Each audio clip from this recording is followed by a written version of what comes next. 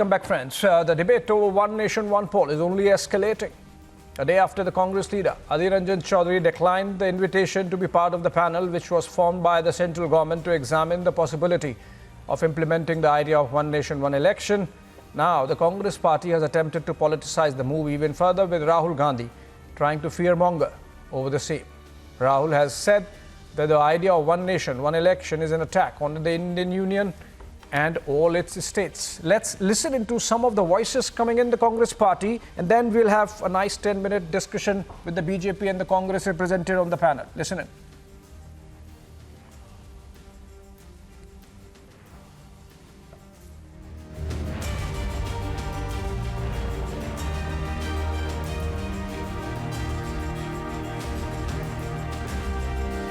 तो पहले ये जानना चाहता हूँ कि क्या ये सर्वदलीय से बातचीत करना उचित नहीं है?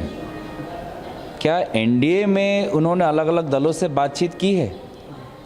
क्या इंडिया के जो अलग अलग दल हैं उनके प्रतिगण से बात की है कि कमेटी क्या होनी चाहिए, कैसे विचार होना चाहिए? इस विषय पे तो पहले भी कमेटी बैठ चुकी है, अलग अलग कमेटी ने अपनी राय दी है, उसके बाद भी एक नया कमेटी की बात कर रहे हैं। तो मुझे तो लगता है कि ये सिर्फ ध्यान भटकाने का काम है। मुझे तो लगता है कि एनडीए के अंदर भी बहुत से राजनीतिक दलों का इसका कुछ पता नहीं होगा, भाजपा के अंदर भी शायद चर्चा नहीं होगा।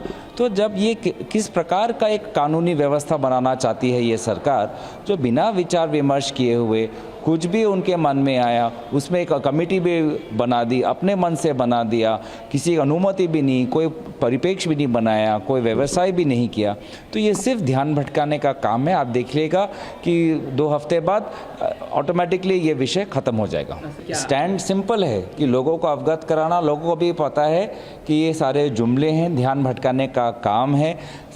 लोकसभा के निर्वाचन 7 महीने पश्चात है, 5 विधानसभा के निर्वाचन 3 महीने के पश्चात हैं। तो क्या ये वक्त है कि लोकसभा विधानसभा सारे विधानसभा को भंग करना चाहते हैं? क्या मतलब, तो सरकार की कोई नीति नहीं है। All right, let's have a nice conversation what this really means, how the political parties are standing on this issue. Joining me from the studios, BJP spokesperson Charu Pragya, and also joining us via Zoom, I believe, Nikhil Jain, to represent the Congress party views. And I would want to begin with you, Nikhil. If you listen to the Gaurav Gogoi bite, he's saying there is no discussion that has happened, there is no permission that has been sought.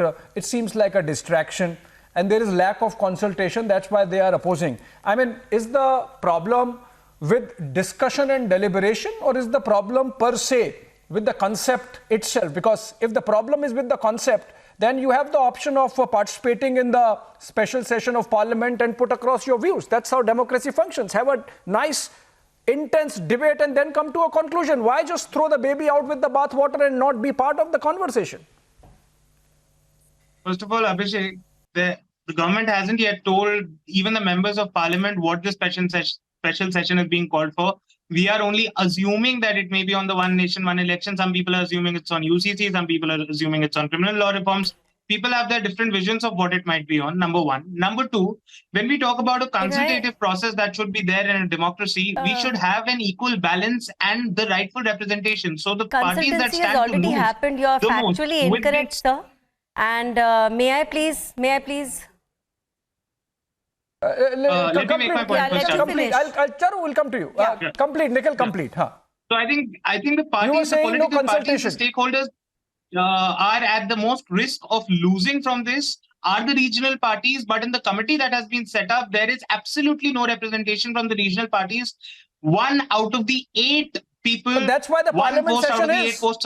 Everyone will be represented in the dialogue. National party. I'm sorry? I'm saying that's why the parliament session is. Everyone will get to speak. 5 days, maybe all 500 MPs could speak. But Abhishek, that is not how a consultative process on something like this can happen. 500 MPs obviously cannot put forth their proper views on this. Who need a panel that has representation for different parties. Can I just give you some facts? I think, Nikhil, you're not sounding convincing. I think, Nikhil, you're not sounding convincing. The issue is not consultation, because First you say, oh, Mr. Kharge is not invited, that's why we are not part of it. Then you say, oh, there is no consultation. Charu, are you getting any clarity from Congress position where they stand?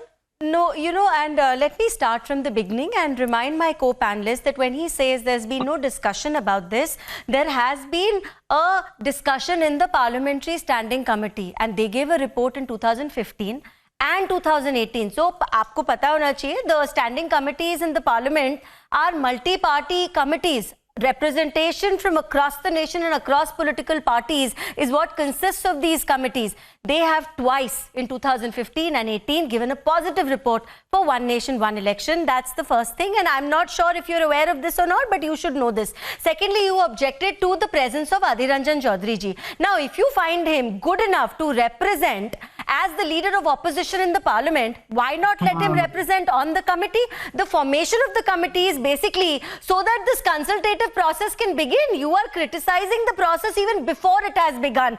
The third point is, and this discussion also has been around, Abhishek, they say that the electorate will get confused and political parties which are regional will not have a proper stand if it becomes a system where all the elections in the nation happen together.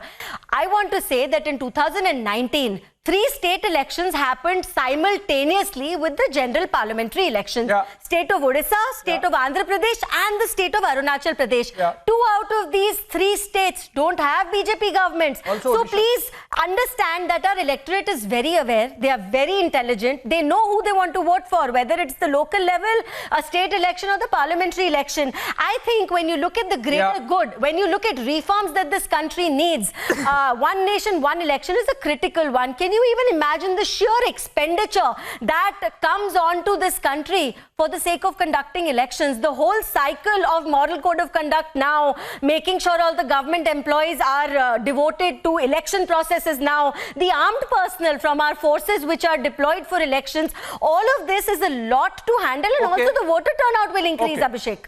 Yeah, okay. Nikhil, you get another chance. In the first attempt, I think you did not really do well for your party or your views. Now tell me, Rahul Gandhi says India, that is union of states. Is he suggesting that if the elections are held together, it compromises federalism? In which case? Was federalism compromised in 1952? Was federalism compromised in 1957? Was federalism compromised in 1962? When Pandit Jawaharlal Nehru became Prime Minister and all those Congress governments came to states, respective states. Charu gave the example of electorate choosing different political parties in 2019, I believe 2014 also. The example of Odisha, where every election, which typically happens with general elections, the electorate chooses the BJD for the state and whichever party, sometimes Congress, sometimes the BJP when it comes to the Lok Sabha. So I think you are sort of not trusting or actually thinking that people are fooled, that they will not be smart enough to take a wise call?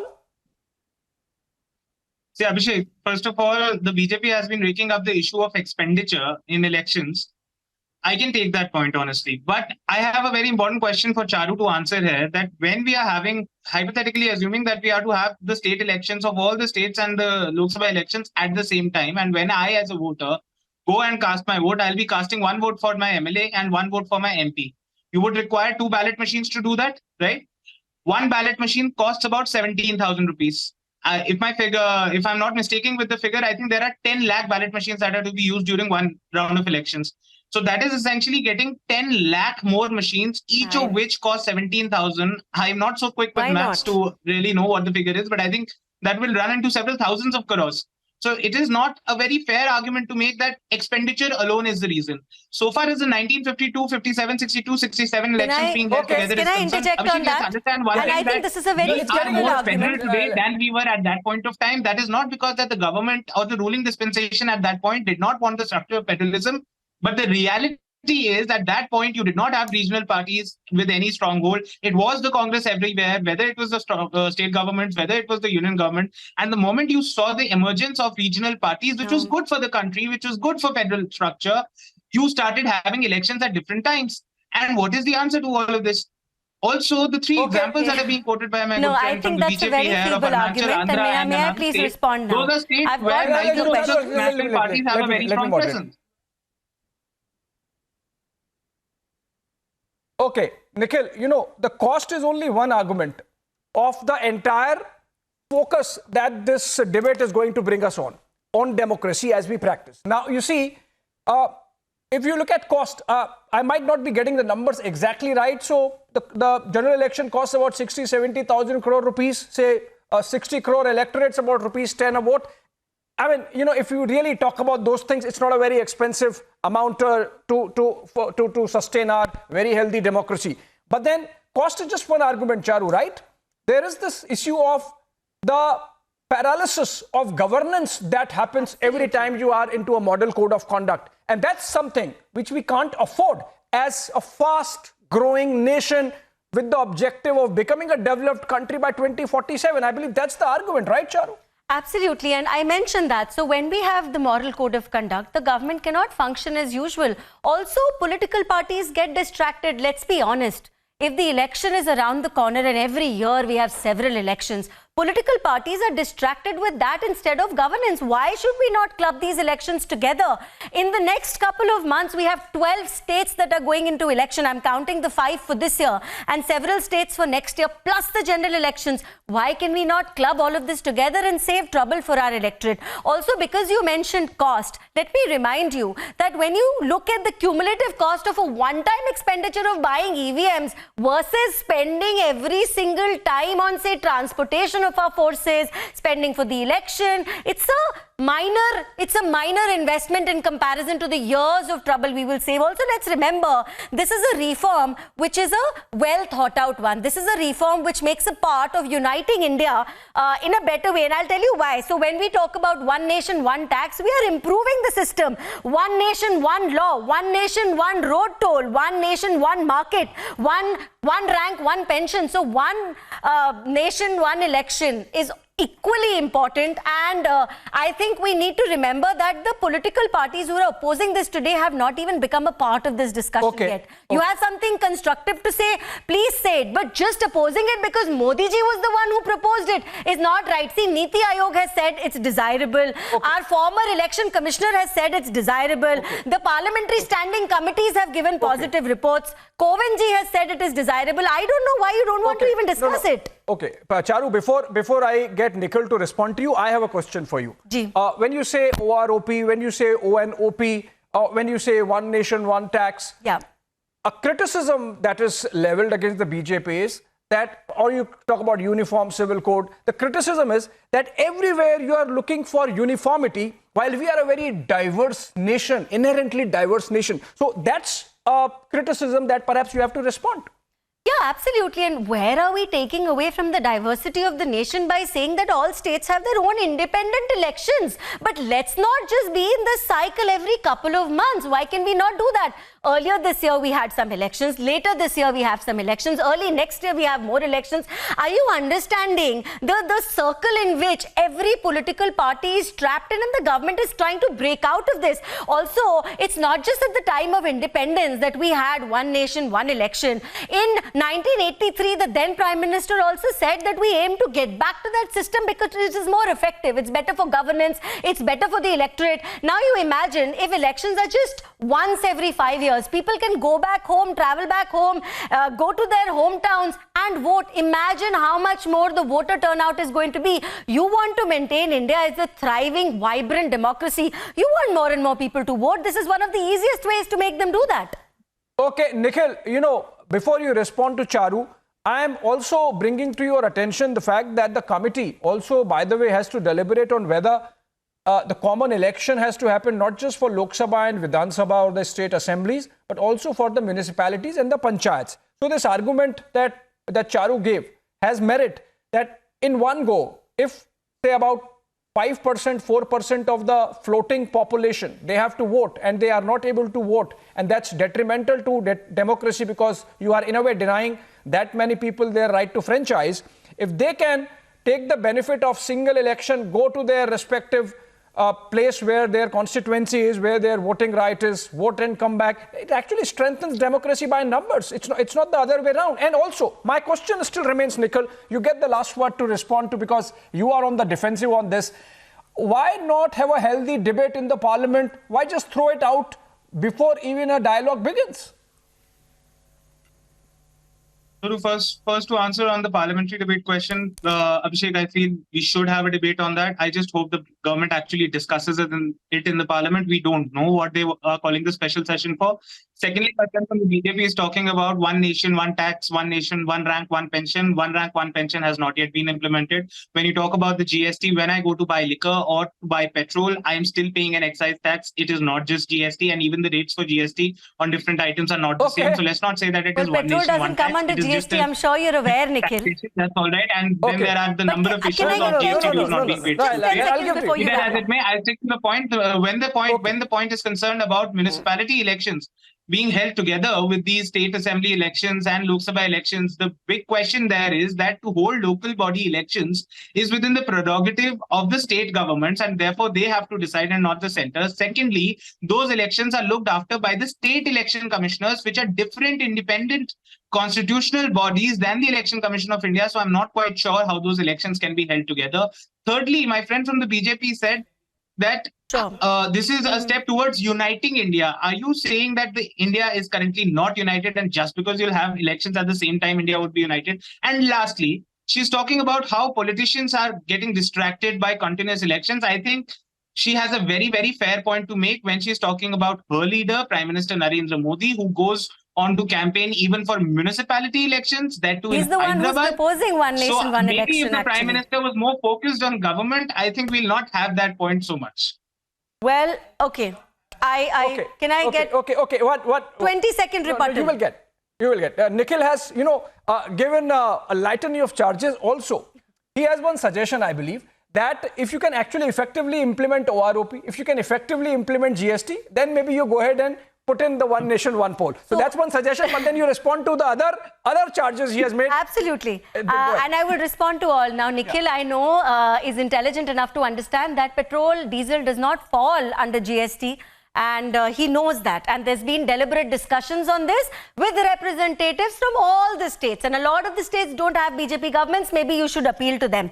Another thing is, you say Modi ji is campaigning. Well, he's the one who's asking for one nation, one election. If you want to support Modi ji, why not call out for this? Also, you said like smaller regional parties did not exist at the time of independence. Now they do. And we take away from them when we talk about reform like this. Are you trying to tell me that YSRCP, BJD, they are parties which do not matter to you? Are they parties which you consider weak in any manner whatsoever because they are managing to win their state elections? Okay.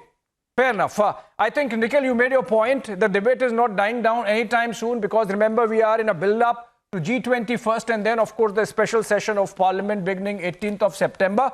We are going to get many opportunities going ahead into that week and further to discuss one nation, one poll, and we'll keep coming back to you viewers. Thank you so much on that note, Charu Pragya and Nikhil Jain, for joining us from the BJP and the Congress parties respectively.